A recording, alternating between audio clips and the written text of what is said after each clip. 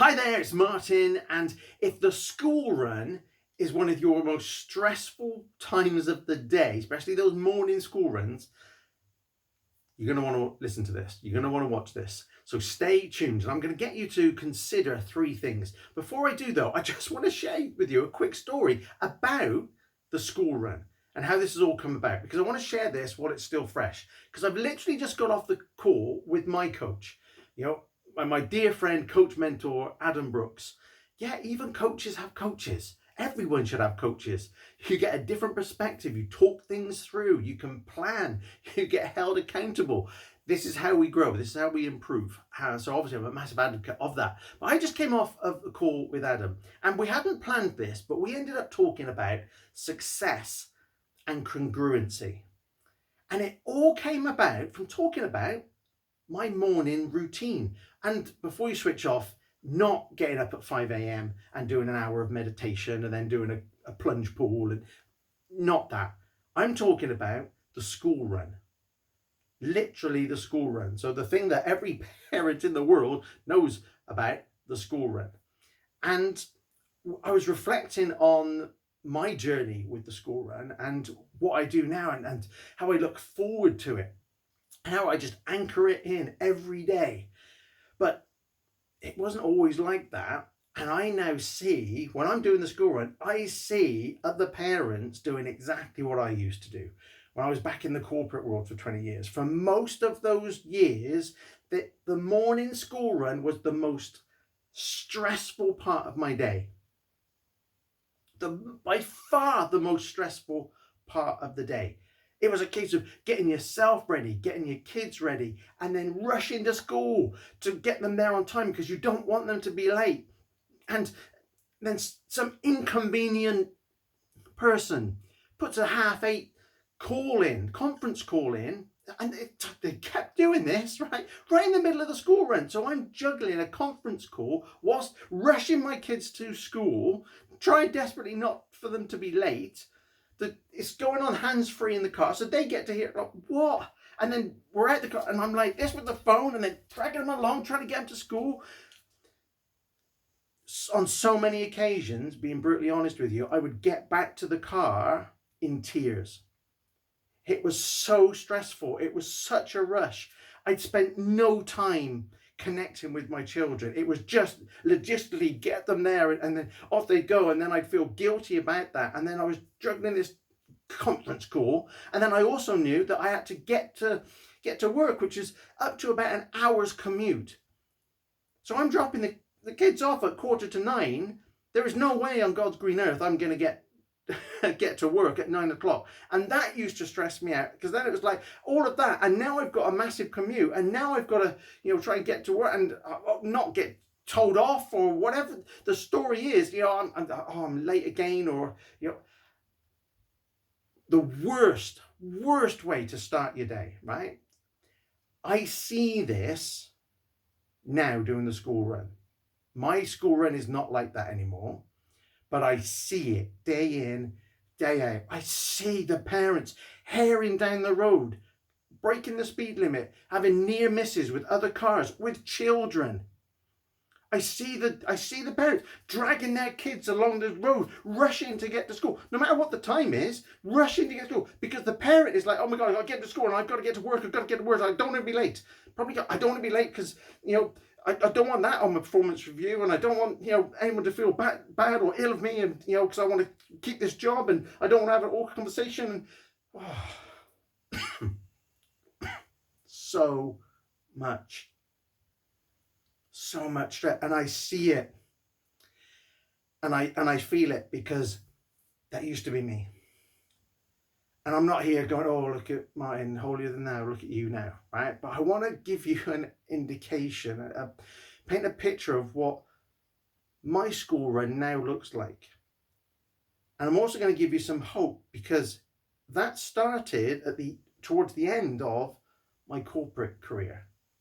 So it is not a case of, oh, it's all right for you, Martin, you left the corporate world, and now look at you with your business, and you've got more time. Well, you run your own business, it's all right. If you think your boss right now is hard on you, you wait till you work for yourself, right? You know, you're the craziest boss there possibly could be in the world. And you've got even more to do than you've ever had before. So it ain't about that.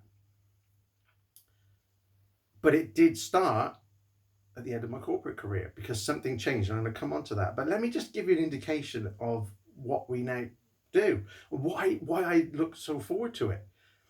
So my son's school is about 20 minutes away, walking. You can go in the car, but we walk. We choose to walk. Why do we choose to walk? Choose to walk because, one, exercise. I used to be the kind of person that exercise just meant 2 hours pumping iron in the gym, right? But when I got very ill, you know my story, and that severe depression, generalized anxiety disorder, and much worse, you know, I came to realize that exercise is anything where you're moving, anything that gets you moving rather than sat down or being still is exercise. It counts. So I have a 20 minutes there, 20 minutes back. I have a 40-minute walk in the morning. Now you might not have a 40-minute, maybe it's 10 minutes or 5 minutes. It doesn't matter. But we choose to walk. One, exercise, getting outside, seeing the blue sky, seeing the trees, getting some greenery around, stimulating the senses differently because we're outside, not just in the car, but we're outside. I get to spend one-on-one time with my son. Precious one-on-one time with my son. No technology. There's no phones. There's no headphones. There's none of that. We get to talk for a good 20 minutes to school. And we you know, I help him set himself up for the day. If he's having a bit of a wobble or, you know, there are things on his mind, we talk things through. We look forward to the subjects he's looking forward to. We make plans for after school, so we've both got something to look forward to. We have a giggle, we have a play around, we talk about Fortnite, we talk about so many things. A lot of parents I speak to, they don't have the one-on-one time with their children. They say, "Oh, I don't have time." You don't have time. If you do the school run, if you're just rushing, because it's a logistical thing, just rushing to get them to school, you're right, you don't have quality time. But if you logistically still do that, and you could still be in the car, but you can still have these conversations. If you use that time differently, mentally, you're approaching that differently. Yeah, this is quality one-on-one time. Amazing. So we've got exercise, we've stimulated the senses, great for our well-being, right? Great to set up our day. We get the heart beating a bit more. Spending quality time with my son. He's set up for the day, I'm set up for the day. And then on the way back, I'm getting all of those same benefits other than my son not being there. So then I just stick my headphones in, and instead of listening to music or anything, I stick a program. So one of my other mentors, Tony Robbins, has got just a series of audio programs, and I've been getting through them all. I've now completed 5 of his programs, and they're not short programs, just on the school run. I don't listen to these anywhere else. I do lots of other training and courses and all sorts of things elsewhere, but purely on 20 minutes of school run, I have got through 5 programs. How much more have I stimulated? How much more have I learned? How much more have I grown and developed? And we call this, habit stacking. So you're doing one thing, but you're getting many benefits out of it.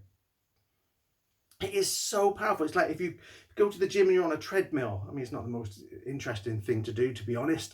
It bores me. But if you're doing that, again, instead of listening to music, if you listen to a podcast, you're feeding your brain and your body. So you look for these things that you're already doing and you stack the habits. So the school run, instead of being a logistical thing, a rush from one thing to the next, it has become, it's exercise, it's well-being, it's connection, and then it's growth and development as well. And I get 40 minutes of that every school day. And what Adam said to me, what my coach said to me, he said, would you trade that experience for your old life where maybe the money was higher? It's like, hell no. This is priceless, right? This is living. This is being a dad. This is life. Okay, would you would you trade it for the yellow Lamborghini that people often associate with success? It's like, hell no. This is priceless. This is what I look forward to this. And you gotta understand, I am not a morning person. Right? I am not a morning person. But man, I look forward to that. Every single school day. For those reasons. And it got us thinking about, redefining what we feel is success. I mean, so many of us as dads and parents, we're chasing success, or we're chasing the money, or we're making sure that we can provide, and pay the bills. And obviously that's a part of it. But if we're not living our life, if we haven't got the connection with the people we love the most in doing that, then are we really living a life? I know for most of my 20 years I wasn't. I was so stressed, and that stress just built and built until it got out of control. And now it's about looking at the precious moments and looking what we can control ourselves. What's in our control? And what intention and can we bring to it? What meaning can we bring to anything? And a school run, and I love this, and Adam said, is a case of got to versus you get to. So if you got to get your children to school, just like we talked about, the rush to get them to, I've got to get them to school.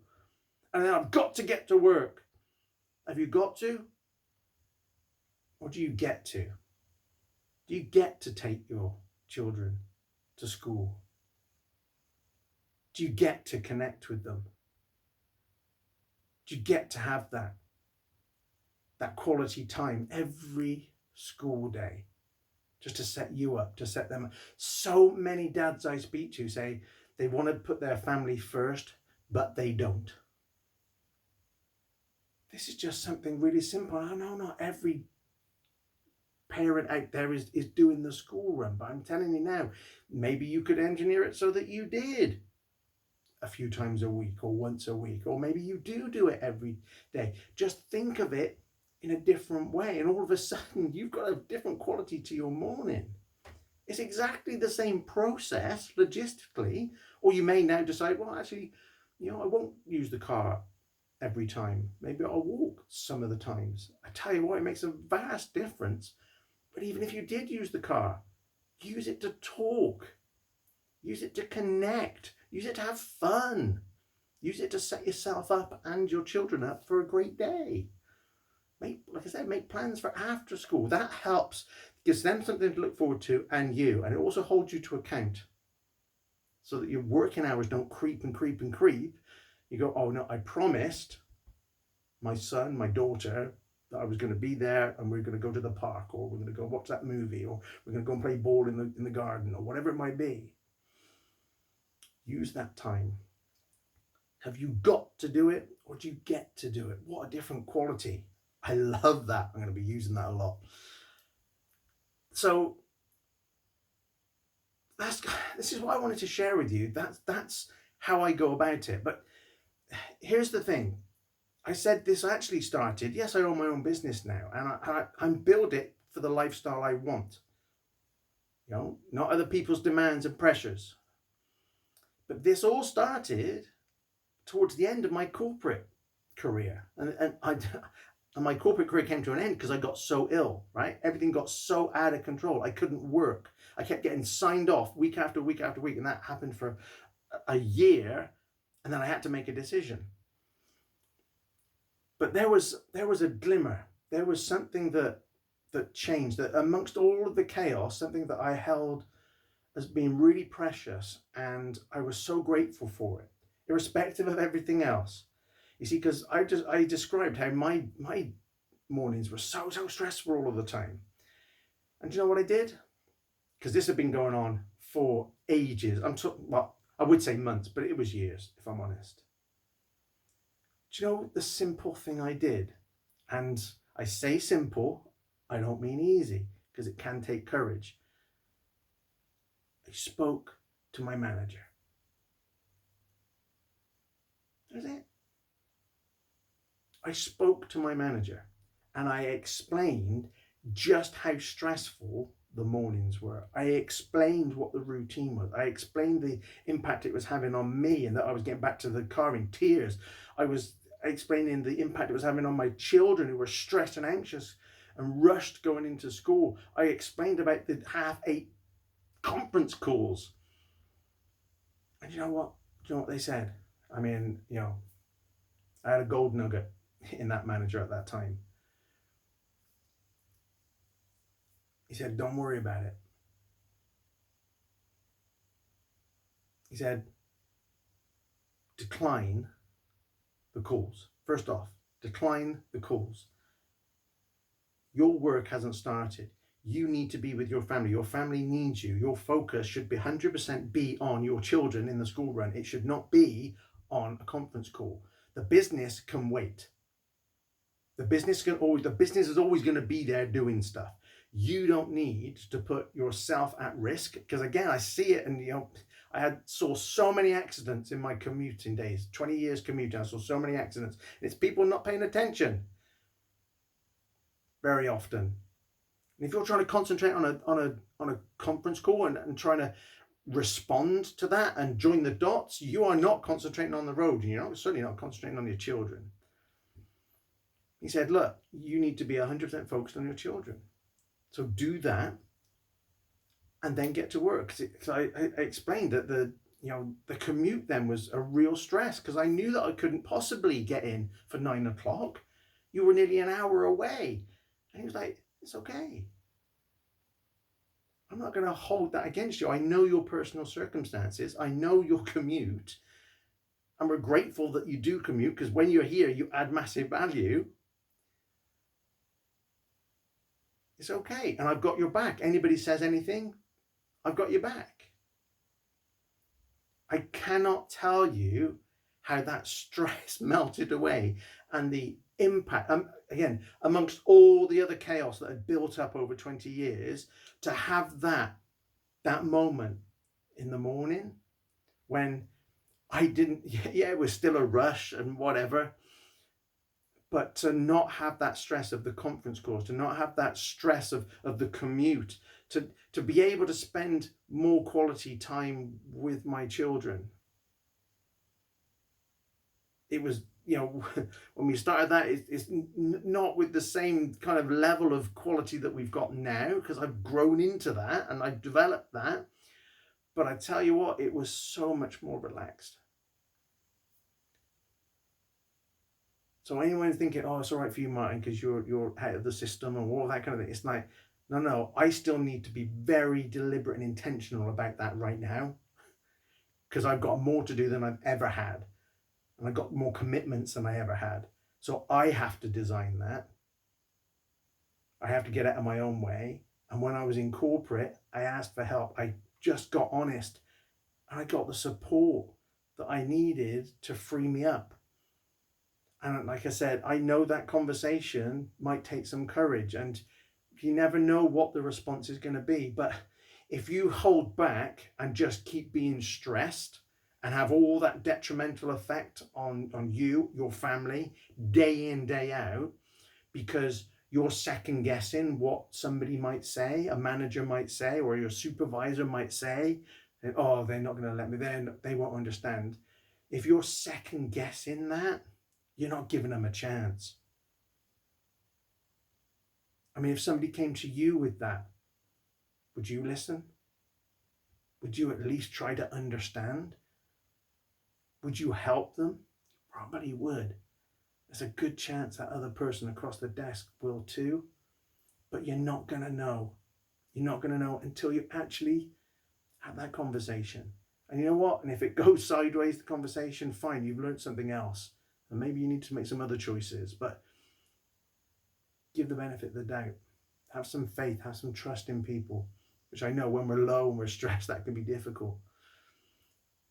But I don't say this having not done it myself. I did it, and it made the world of difference. And I can tell you now, Without that conversation, I wouldn't be where I am now. I wouldn't have that sense of control and intention about my mornings. So I'm very, very grateful for that. And now I get to really embrace it and live it in the way that I want to. Exercise, well-being, being out in the open, getting some fresh air, connection, and learning and development, stacking all those amazing habits every day. Every day I can absolutely say, I've started my day off well. I've nourished my body, my mind, my relationships. It's going to be a good day. No matter what, I've put my family first. I've put myself first in terms of my well-being. And it feels good. And so this is what I wanted to share, all from a conversation with my coach about congruency and success. And maybe we need to redefine what success means to us. Because maybe success is about the connection, the quality, the time we spend with our family. So I'd love for you to consider 3 things. I encourage you to consider 3 things. Consider what success means to you. When we're chasing the business, when you're doing whatever level you're at a business, and if that's dominating your life, maybe just step back and go, what does success really mean to me? What's the best version of my life? What is that? Because if you can get honest about that, then you can see where you might want to make some changes, want to make some tweaks and adjust some things. And not everything all at once. This happens over time, and it can happen with guidance. But just give this some thought to begin with. What does success mean to you? And consider where you're thinking you have got to do something versus you get to do something. School run is one example. Use it, but then maybe have a look at other areas where you've got this got to mentality rather than actually, I'm really blessed, I'm really privileged because I get to. And the third thing I encourage you is, if the mornings are a particularly stressful part of your day, which is what we've talked about today, consider how you could re-engineer them. You not do something completely and utterly different. What small change could you do that shifts and re-engineers it? If you still do the car, cool. What conversation are you going to have in the car? What energy are you going to bring to the car rather than the rush and the stress? Because it's still going to take you the same time to get to school. What are you going to do with that instead? Or maybe you're walking, and if you already walk, great. Be mindful of it. You're getting exercise. You're doing stuff for your well-being. You're connecting with your children. Make sure you connect. Don't just walk in silence. And then if you've got the walk back, what are you going to do with that time? You can't just be mindful of your surroundings and do that, or maybe listen to something. Or what could you do to re-engineer, to shift your mornings so that they become more calm, more productive, more priceless, rather than stressful? A privilege and a pleasure to bring this to you today, to share this with you. In the comments, share below if those, if what's I've talked about has resonated, those school runs, those rushes, and if you don't feel comfortable doing that, send me a message. I'd love to hear from you, because again, I can help you through this, whether that's one-to-one or whether I can do some more support or create something, create a download or do another video for you to help you. So to help you with where you're at right now. And that's the only thing that I'm interested in, is helping you where you're at right now so that you can move forward with less stress so that you can live more. Privilege and a pleasure. Can't wait to speak to you again soon. Thanks.